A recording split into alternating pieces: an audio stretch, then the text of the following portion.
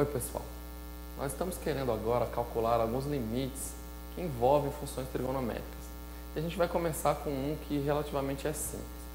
O primeiro fato que a gente tem que lembrar é do limite trigonométrico fundamental. Quer dizer, o limite do seno de algum argumento, o seno de x, dividido por ele próprio, quando x vai a zero, dá 1. O problema desse limite é que nós já sabemos que quando x vai a zero, o seno de x vai a zero. E o x aqui embaixo também vai. Então aqui estaria dando 0 sobre 0, que é o problema. Mas esse nós já superamos, né? A gente já utilizou algumas técnicas, já sabemos que esse limite é 1. A partir dele, ou pelo menos tendo com base isso, a gente quer calcular o limite do seno de 5x sobre x. Veja que aqui tem uma diferença crucial, né? Que aparece um número, alguma outra constante multiplicando x, coisa que aqui você não tinha.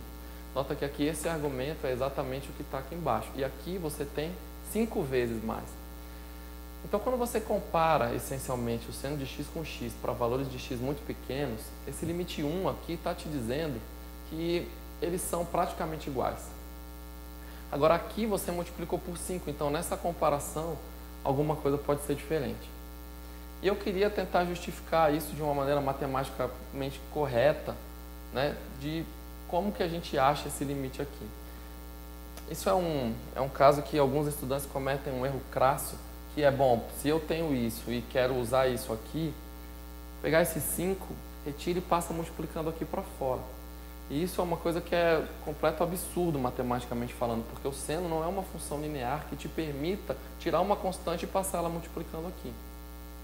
Então, enfim, vamos tentar usar isso daqui para calcular esse limite. A primeira coisa que você vê é que o problema é o 5.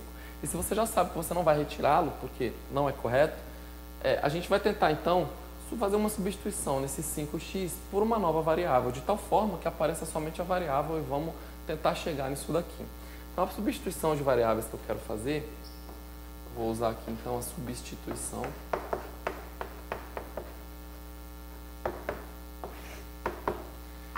Ao invés de 5x, eu vou escrever, sei lá, uma letra aqui, y. Vou substituir o 5x por y. Eu vou trocar naquele limite todas as coisas que eu puder, e ao invés de onde está escrito x, eu vou escrever y. Vejamos, então. Eu sei que no seno vai aparecer y, mas aqui aparece x. E se y é 5x, quem seria o próprio x? E é muito simples responder essa questão, né? O x é y sobre 5. Tá claro? Então, até aqui a nossa expressão ali, eu vou reescrever aqui, é o seno de 5x sobre x. Até aqui, veja o que eu estou trocando. Ao invés de 5x, eu vou escrever y. E ao invés de x, eu vou escrever y sobre 5. É o que eu tenho aqui e é o que eu vou trocar. A pergunta que a gente faz é a seguinte: bom, mas aqui eu tenho x tendendo a zero. Quem é que eu vou escrever aqui?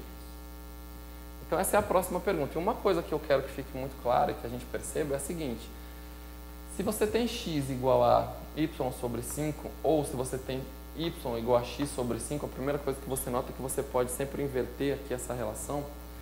Quando x tender a zero, 5 vezes x, 5 vezes uma coisa que vai para zero, também vai para zero. Então o que eu quero anotar aqui para você ter com muita clareza? É que o x vai para zero é equivalente ao y ir para zero. Você nota também que se o y vai para zero, eventualmente se você tem uma grade que vai para zero e divide essa quantidade por 5, y sobre 5 vai a zero.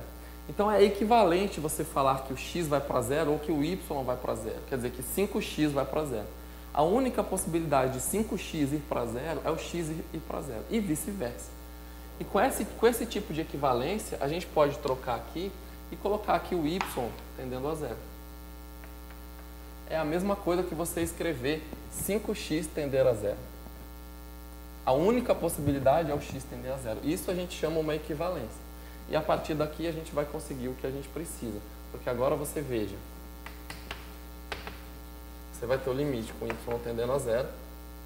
Esse y sobre 5, eu vou passar esse denominador aqui para multiplicar.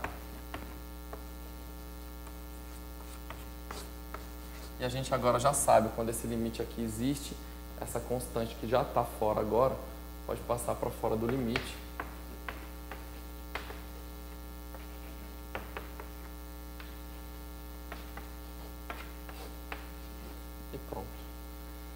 Finalmente você ficou com 5 vezes esse limite, mas esse limite é exatamente o mesmo do limite trigonométrico fundamental, que dá 1. Então, se esse limite aqui é igual a 1, o resultado só pode ser 5. Chamou a atenção novamente de vocês, né? Se você eventualmente cometer um erro aqui, logo no começo do exercício aqui, e colocar esse 5 aqui para fora, acaba dando a mesma resposta.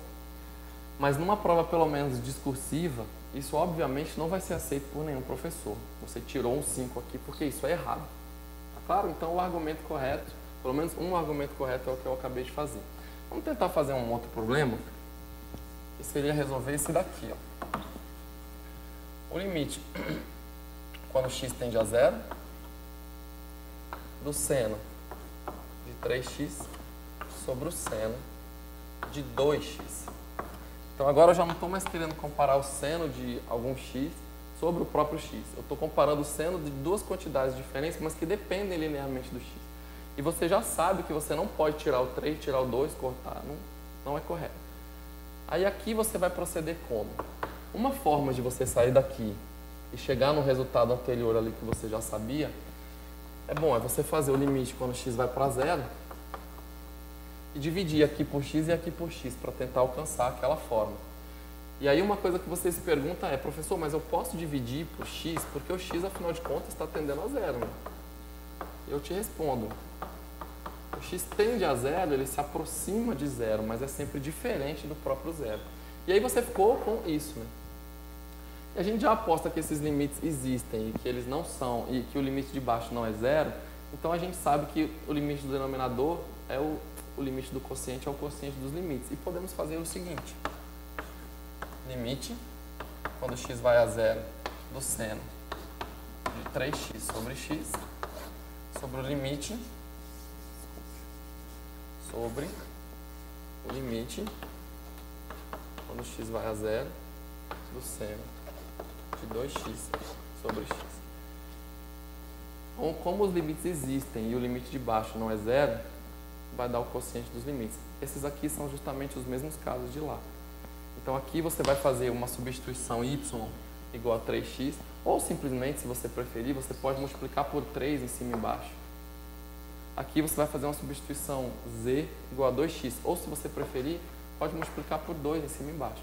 Nota que agora aqui, num limite, você pode trocar o x tendendo a 0 por 3x tendendo a 0, desde que você já tenha entendido de que essas coisas são equivalentes. E aqui, idem, você pode multiplicar por 2x tendendo a 0. Então, quando 3x tende a 0, o seno de 3x sobre 3x é o limite trigonométrico fundamental. Porque é o seno de um ângulo sobre esse ângulo com este ângulo tendendo a 0. E aí cada um deles dá 1 e vai sobrar só esse 3 e esse 2. Então esses limites dessas coisas aqui vão dar 1 e sobrou apenas 3 meios. Tudo bem? Então você olha para cá, você pensa, vai dar 3 meios, será que vai dar 3 meios, etc. Mas o problema é você fazer a conta e justificar isso direitinho. Ok? Mais umzinho. Quero fazer aqui um limite. O x tendendo a 0 do seno de AX sobre a tangente de BX. E agora eu estou comparando o seno de alguma coisa com a tangente de alguma coisa. Veja que essas coisas é o x multiplicado por alguma constante. Tá? E nesse caso eu vou escrever que o a e o b são duas constantes positivas. Ou seja, generaliza aquelas coisas que a gente já fez. É 3, é 2, é 5, pode ser um a e um b. E o fato aqui é o que a gente tem aqui. O limite, quando x tende a 0, do seno de AX sobre o seno de BX. E como a tangente é seno sobre cosseno, eu vou colocar seno sobre cosseno, mas já vou passar o cosseno aqui para cima. Vou ficar com o cosseno de BX. Tudo bem? Ora, com a mesma justificativa que eu acabei de fazer, a gente já sabe que o limite é disso tudo, né? Mas nessa parte aqui vai dar A sobre B. E aqui vai dar 1, né? Porque quando x tende a 0, o cosseno de alguma coisa que vai para 0 vai para 1.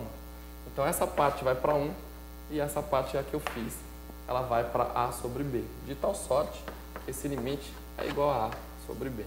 Então quando você compara o seno de AX com a tangente de BX e o x tende a 0, essa fração dá exatamente A sobre B. Tá bom?